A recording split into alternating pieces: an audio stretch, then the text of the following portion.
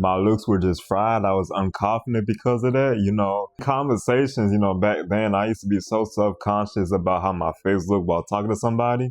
When I was forced to talk to people. To fix my face, how people do, just mew. I had my version of mewing that, I was just like this.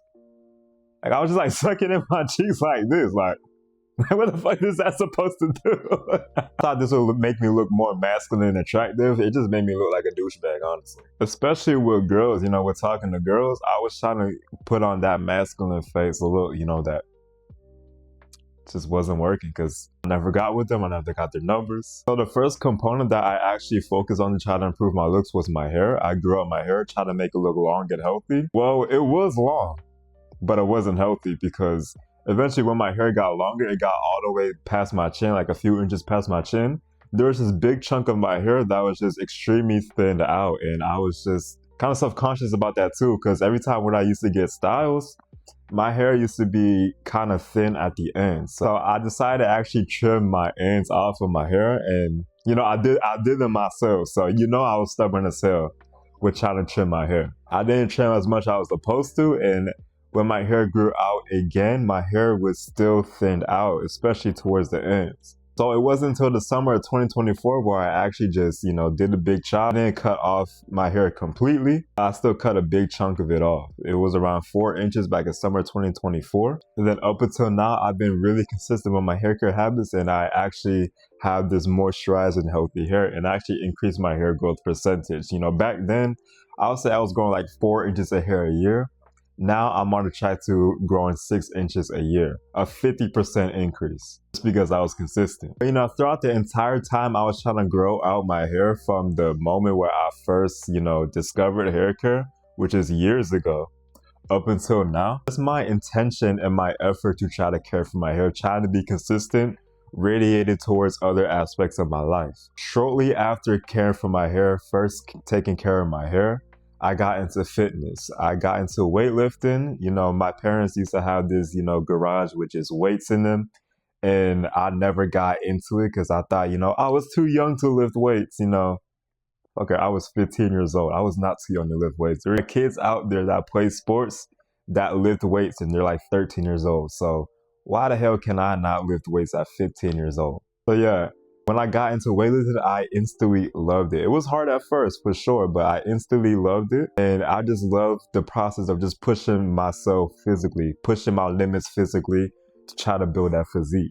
I did just that. With consistent weightlifting, I was able to build a body that I am proud of and that I'm still developing right now. And then eventually on top of that, I got into skincare, really taking care of my hair to try to clear up all those bumps and acne all over my face. And once I became consistent in that, my face cleared up and my skin is just absolutely glowing right now. All because I started something. I started on a component that improved my looks just because I was consistent, made a promise to myself, and I stuck to that promise through my actions. It radiated towards other aspects of my life, such as my skin, my fitness. Even the way I talk to people now, I'm way more confident. By intentionally taking care of myself, it just boosted my confidence, not just from external factors, just from me receiving compliments from people, how I look and how I carry myself, but just internally, because I made promises to myself that I would improve this aspect of my life. And I put consistent effort towards that, and I've eventually reached a result that is great and amazing. Sticking to those promises and making them happen. So don't think that you have to start everything all at once. You have all these ideas in your mind. So I should start on this. I should start a business. I should focus on school. I should focus my skin. Just intensely focus on 1 or 2 things at a time.